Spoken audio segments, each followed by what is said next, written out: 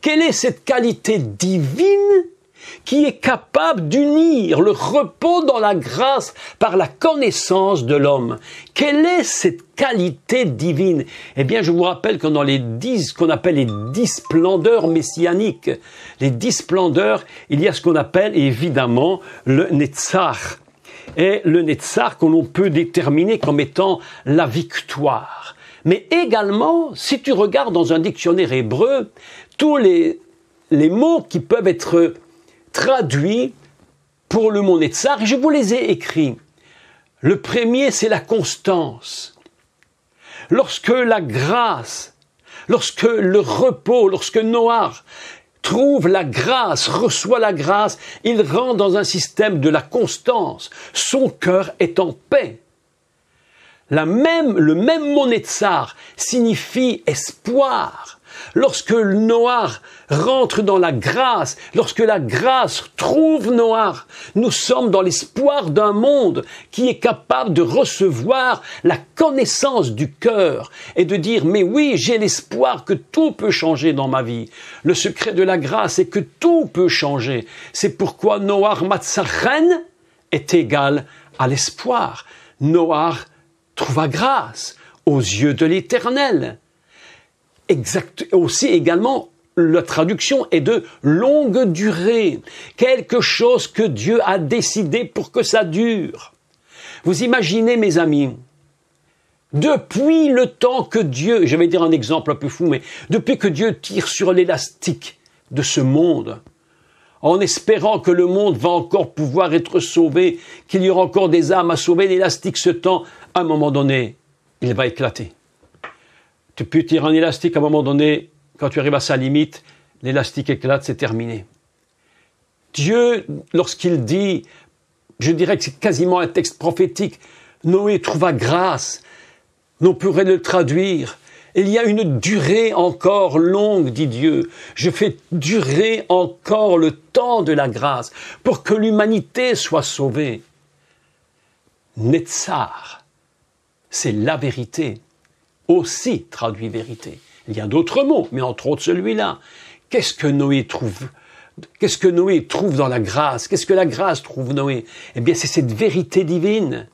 Cette vérité divine que d'abord il faut que nous comprenions que cette grâce va déterminer l'histoire de l'humanité. L'humanité est déterminée avec Noach, ce récit de Bereshit, avec le principe de la grâce. Également, Netzach signifie la gloire, signifie également la victoire. La victoire, Noé trouve grâce, c'est-à-dire qu'il est victorieux sur la situation du monde. Mes amis, lorsque tu trouves la grâce, véritablement la grâce de Dieu, c'est-à-dire qu'en fait, personne ne mérite rien. Il y a un enseignement avec lequel je ne peux pas être d'accord, et qu'enseignent les rabbins avec lesquels je ne peux pas être d'accord, c'est lorsqu'ils enseignent que le peuple d'Israël est sorti d'Égypte ils disent par ses qualités. Il est sorti d'Égypte parce que, Dieu avait trouvé que ce peuple était digne d'en sortir. Mais non, mes amis, il est sorti par la grâce. Il n'est pas sorti par ses propres mérites. Ce n'est pas le mérite des enfants d'Israël de sortir d'Égypte. La preuve, c'est que seulement une vingtaine de pourcents sont sortis et que les autres sont restés là-bas parce qu'ils ne comprenaient pas. La grâce les a cherchés, mais la grâce ne les a pas trouvés. Et la grâce n'en a trouvé que quelques-uns, mes amis. Et c'est ces quelques-uns qui sont sortis. Vous comprenez cela? C'est pourquoi lorsqu'il est écrit Noach Matzah Chen, eh bien, nous sommes en train de comprendre que ces trois mots sont en train de nous transporter vraiment dans une dimension absolument extraordinaire. Je voudrais donc que l'on puisse également lire un texte qui est évidemment important, et ça se trouve dans le livre, la lettre de Paul aux Éphésiens. Nous allons prendre le livre des Éphésiens et au chapitre 2.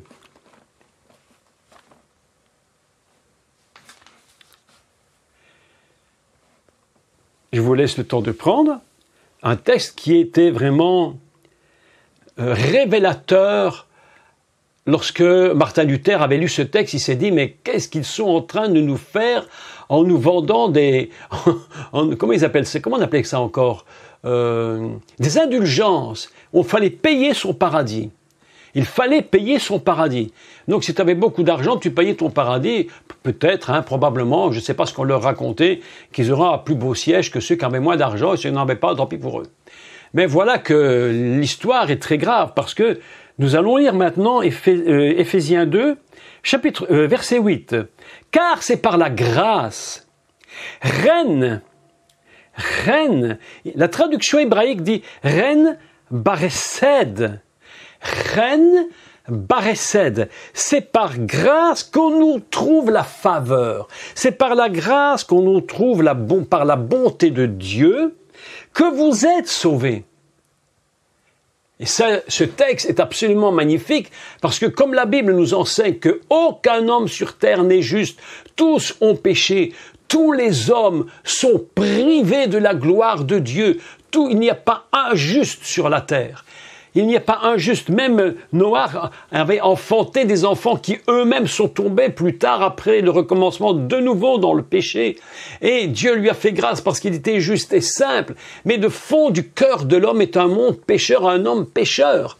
De toute évidence.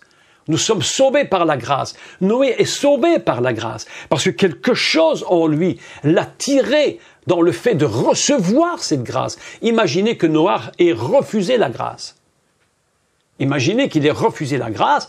S'il avait refusé la grâce, l'humanité entière n'aurait pu connaître ce grand mystère de la grâce. C'est grâce à Noach qui a recommencé l'humanité avec cette fonction fondamentale qu'aujourd'hui nous connaissons encore cette grâce.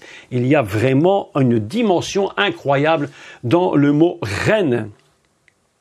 Écoutez, donc il dit c'est par la grâce que nous sommes sauvés par le moyen de la ha'emuna, par le moyen de la foi. C'est-à-dire que la grâce est comprise lorsque la foi vient en nous. Dieu vient avec sa grâce, mais il a donné à l'homme une capacité d'avoir un peu de foi, le nécessaire pour pouvoir accepter cette grâce.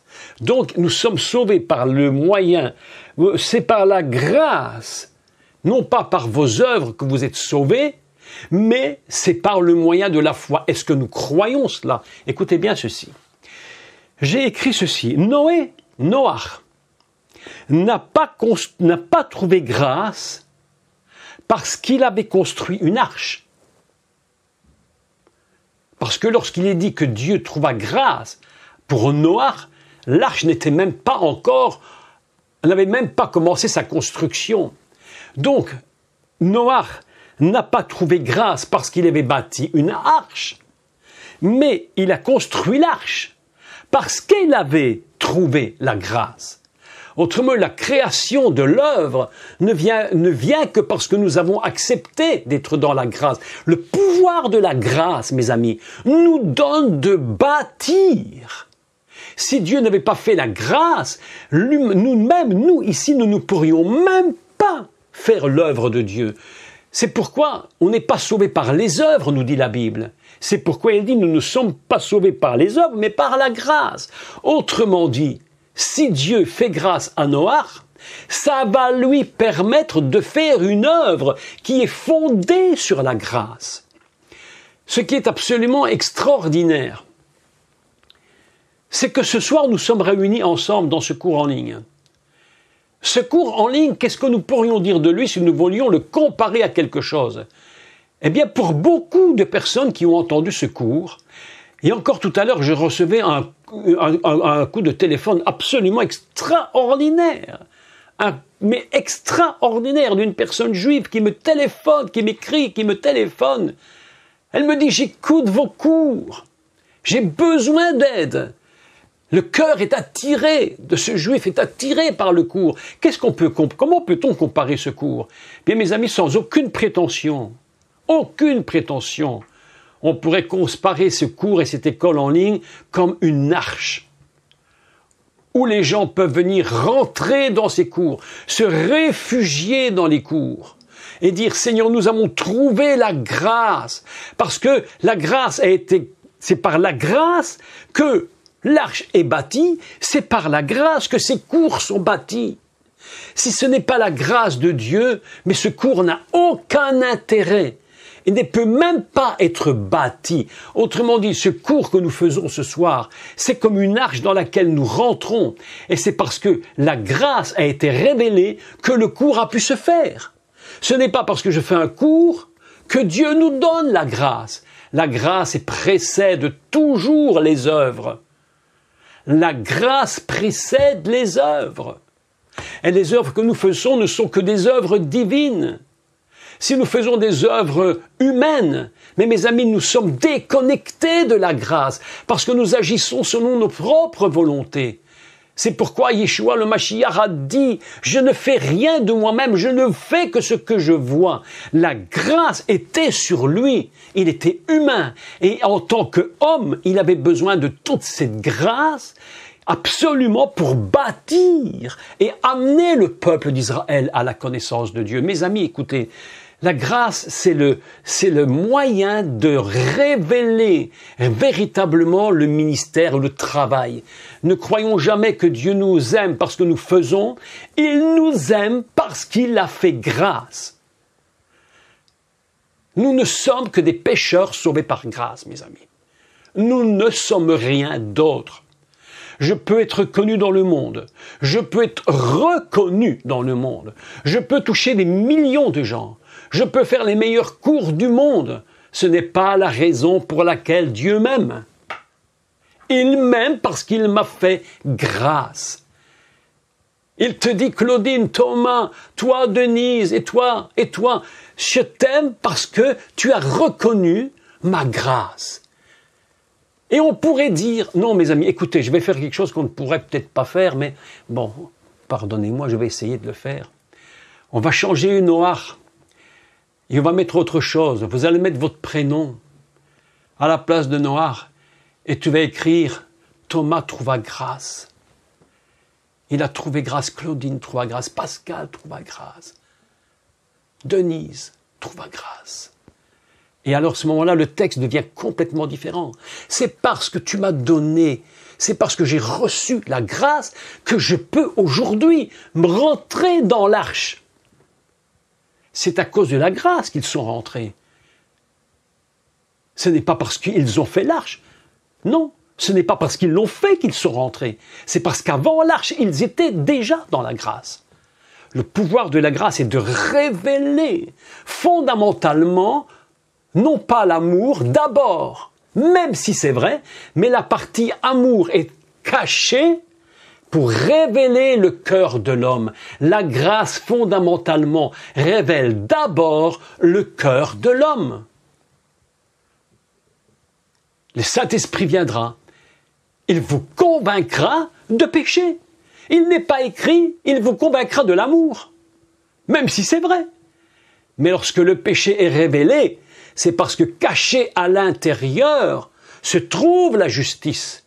Mais lorsque le péché est révélé, alors lorsqu'on refait le miroir et qu'on le retourne et qu'on regarde dans un reflet, ce qui était péché nous révèle que Dieu nous aime. Mais avant que tu comprennes que Dieu t'aime, il va falloir premièrement qu'il te révèle que tu es un pécheur. Le problème de l'évangélisation aujourd'hui, je trouve que l'évangélisation a perdu beaucoup de force dans sa façon de traiter l'évangélisation. On devrait prier pour que le Saint-Esprit révèle d'abord le péché. Aussi longtemps que le péché ne sera pas révélé, le principe de la grâce ne sera pas compris. Mais lorsque la grâce vient, elle est tellement puissante que la grâce d'abord se cache, elle se retourne. Lorsqu'elle se retourne, tu vois non plus la grâce, mais tu vois la justice et le péché et la faute. Au moment où tu dis « Oh, mon Dieu, je suis pécheur devant toi », au moment où tu le reconnais, au moment où Noach trouve la grâce, il cherche, il trouve grâce, Dieu prend grâce et trouve Noach, au moment où ça se trouve, il se retourne. Et au moment où il se retourne, ce n'est plus le péché qui apparaît, mais Dieu te dit « Je t'aime, je t'aime ». C'est pourquoi la grâce est révélée. Et c'est la grâce qui d'abord révèle le péché avant de révéler l'amour. Et lorsque tu as compris que tu es pécheur, tu te jettes devant Dieu, tu te jettes à ses pieds, tu n'as plus rien tu n'as plus absolument plus rien, tu n'as plus qu'à crier devant Dieu. Je ne suis bon à rien, je ne suis qu'un pécheur sauvé par la grâce, je ne suis qu'un pauvre pécheur. Vous savez, cet homme qui venait au temple, il se tapait la poitrine et disait, oh, je suis un pécheur. Et l'autre était là, le religieux. Ah, nous sommes formidables. Nous sommes l'élite d'Israël. Regardez-nous, nous avons mis tous nos habits, nous avons mis tous nos tzitzit, nous avons fait toutes nos affaires. Et l'autre venait devant Dieu en se tapant la tête, en se frappant la poitrine. Elle disait, mon Dieu, je ne suis qu'un pécheur. J'ai besoin de toi. Au moment où il dit ça, qu'est-ce qui se produit? Le renversement. Et le renversement de la loi, de la punition se retourne. Et tu dis, attention, maintenant ma grâce, ma justice te révèle mon amour. C'est ça la force de la grâce. La force de la grâce dépasse tout ce que nous imaginons, tout ce qu'on imagine. Le Messie va tellement loin qu'il dit qu'il révélera la grâce, même pas à un homme. Il dit au monde.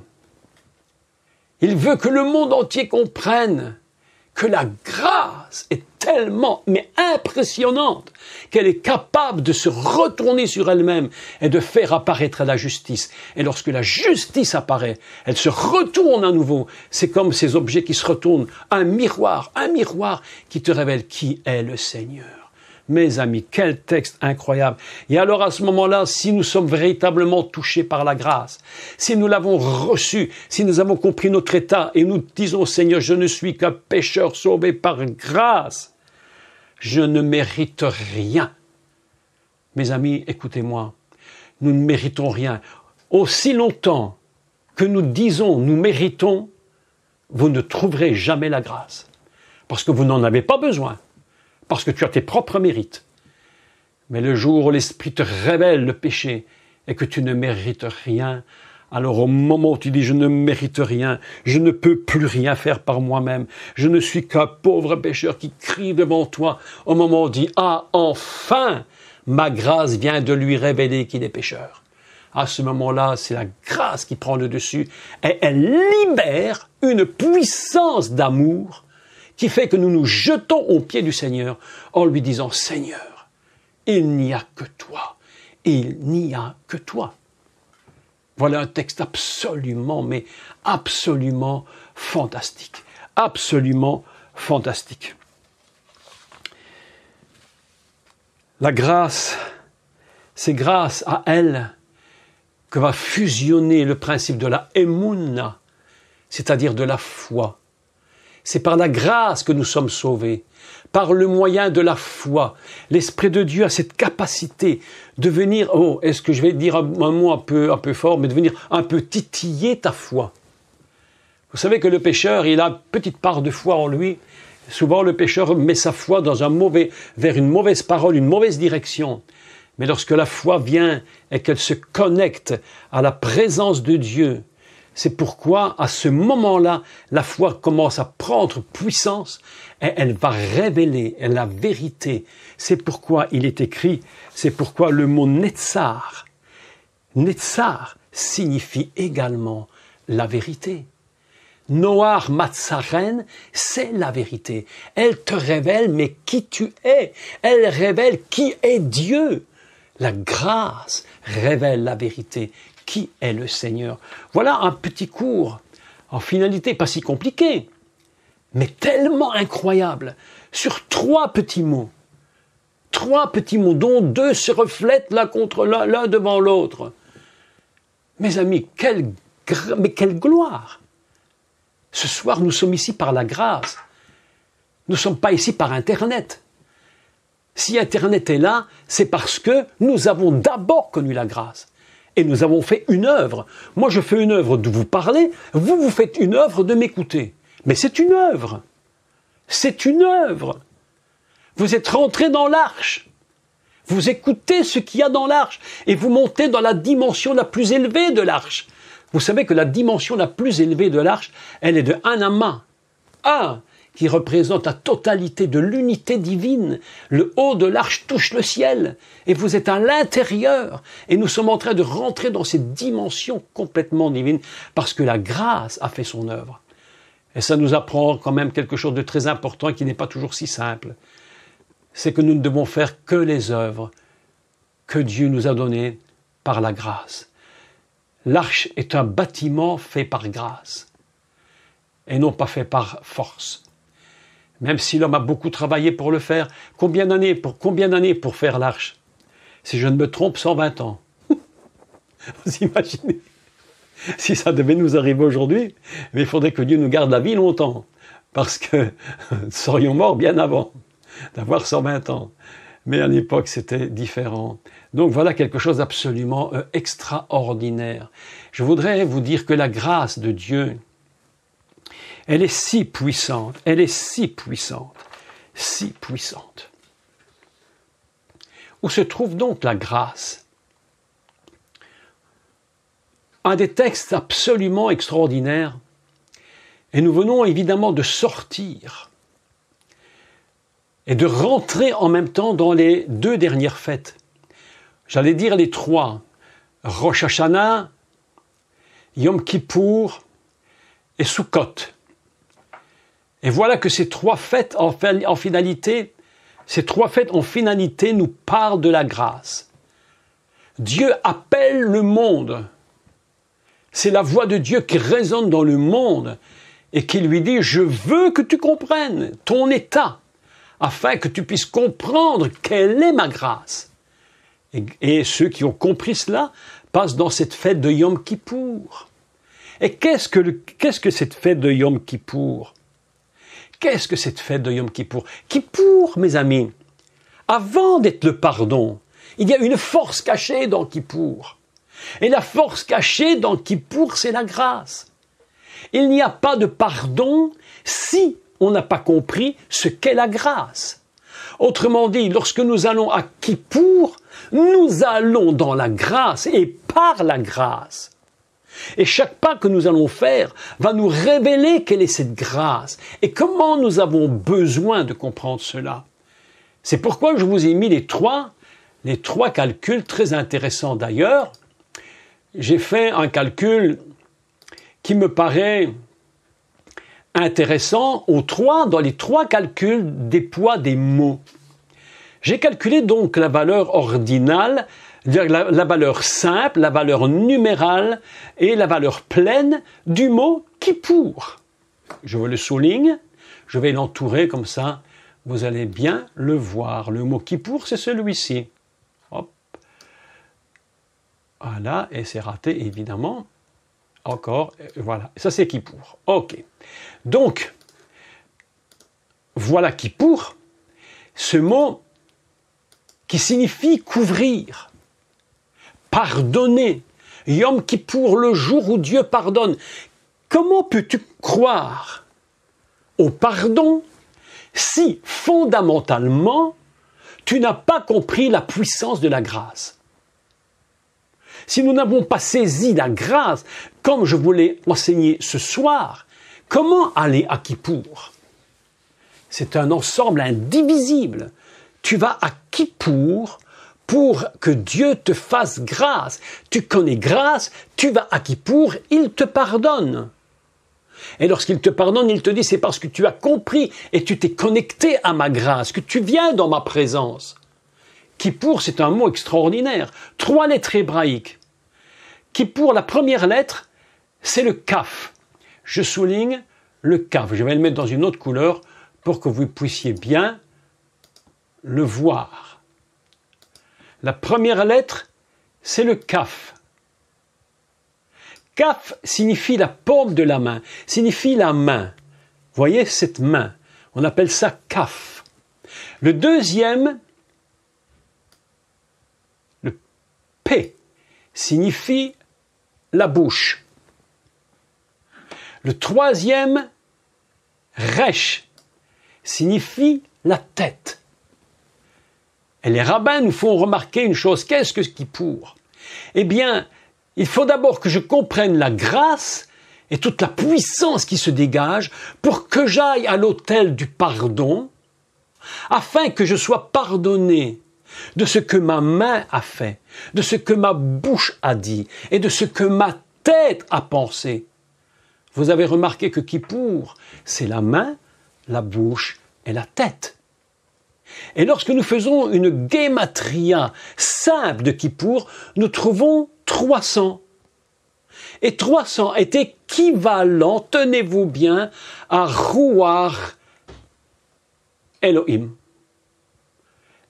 Veruach Elohim, mirarefet amaim, et l'Esprit de Dieu, et la valeur simple de 300 est égale à Kippour. Le Kippour, c'est la puissance de l'Esprit.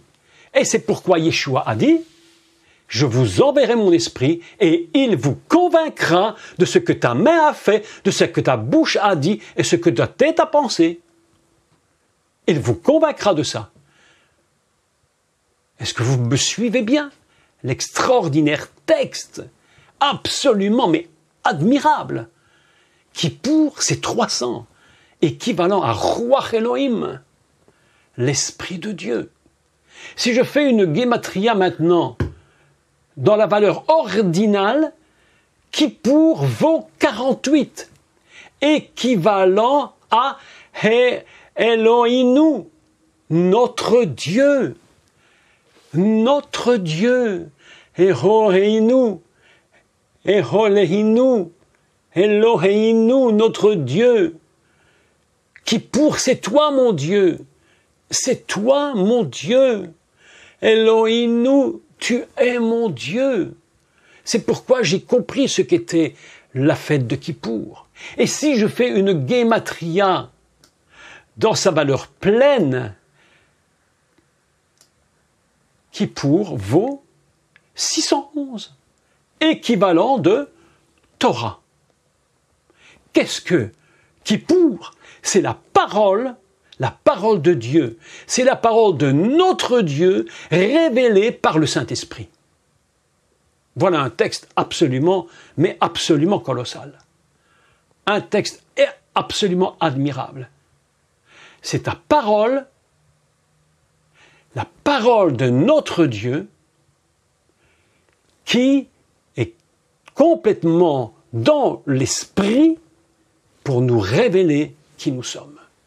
C'est-à-dire que si nous allons annoncer l'évangile, mes amis, il faut que nous ayons une puissance de Dieu qui se dégage. L'évangéliste est une personne qui doit être complètement remplie. Il ne suffit pas de dire quelques mots et nous n'avons même pas les moyens de convaincre un pécheur qu'il est pécheur. C'est l'Esprit de Dieu. Il vous convaincra de péché, de justice et de jugement. Ainsi, les trois choses sont révélées par la grâce de Dieu. Voilà en quelques mots ce soir ce que je voulais donc vous dire. Je trouvais que c'était si important d'expliquer le principe de la grâce, pas simplement dire Dieu nous a fait grâce, et puis voilà. Non, Dieu c'est plus que ça. C'est la capacité qu'a Dieu de révéler par le Saint-Esprit exactement la situation de l'homme, de lui dire tu es pécheur, et de lui dire, puisque tu l'es situé, si tu l'as compris, si tu l'as accepté, alors si tu as bien compris ça, alors moi je te fais grâce et je te conduis jusqu'au pardon et je te pardonne ce que tu as fait, ce que ta main a fait, ce que ta bouche a dit et ce que ta tête a pensé. Mes amis, je suis convaincu aujourd'hui, nous sommes ici devant le Seigneur, non pas parce que nous sommes des êtres méritants. Non, je ne crois pas que nous sommes ici parce que nous sommes fondamentalement méritants à la base. Il ne nous a pas choisis pour nos mérites, il nous a choisis parce qu'il nous aimait. Et parce qu'il a dit, et aux yeux de l'Éternel, la grâce trouva Noé. Quand tu le lis à l'inverse, je trouve ce texte extraordinaire. La grâce va chercher cet homme et la grâce trouve Noach et la grâce te trouve toi qui m'écoutes ce soir. Voilà quelque chose d'absolument extraordinaire. La grâce est en train de te trouver. Ce soir, si tu as compris ce que je viens de te dire et que tu ressens que tout à coup quelque chose en toi est en train de dire, mais qu'est-ce que tu as fait? Mais qu'est-ce que tu dis? Mais qu'est-ce que tu penses? Ce soir, c'est parce que la grâce est venue à révéler ton état, révèle mon état, et je me jette devant Dieu à genoux, et je crie devant lui, mon Dieu, je ne suis qu'un pécheur sauvé par grâce, je ne suis qu'un pécheur, un homme, une femme, mais vraiment qui ne vit que par ta grâce. Il y a un magnifique cantique que vous pouvez trouver sur YouTube qui s'appelle « Sinner saved by grace », pécheur sauvé par grâce. Mes amis, c'est ce que je voulais vous dire ce soir. Et quand je vous parle de ça, mon Dieu, je me rends compte combien moi-même j'ai besoin de me tenir aux pieds du Seigneur, de me jeter aux pieds du Seigneur et de lui dire, mon Dieu, chaque jour je lui dis, Seigneur, je ne suis qu'un pécheur sauvé par grâce, je suis rien d'extraordinaire, je n'ai rien bâti d'extraordinaire. Si on fait quelques cours en ligne, on fait ce qu'on peut faire parce que tu as permis que nous les fassions, parce que fondamentalement, nous n'avions rien mérité. Je ne mérite même pas d'être ici devant vous. Je ne mérite pas même ici. Je suis ici pour une simple et bonne raison. Dieu a dit, Jacques Matzachen, Jacques a trouvé la grâce. C'est parce qu'un jour, lorsque j'étais jeune, j'ai compris la grâce, que j'ai dit, Seigneur, je vais te servir, je veux marcher avec toi. Mais quel combat, mes amis, quel combat! Pas un combat pour faire l'œuvre. Vous savez, le combat de l'œuvre n'est pas le plus grand combat. Faire l'œuvre de Dieu, avec toutes les difficultés, les questionnements, c'est pas le plus grand combat, mes amis. Le plus grand combat, c'est de pouvoir résister au péché. Et la seule façon de comprendre cela, c'est de comprendre quelle est cette grâce qu'il nous a fait et comment elle nous a cherché et comment toi, elle t'a trouvé. Elle t'a trouvé.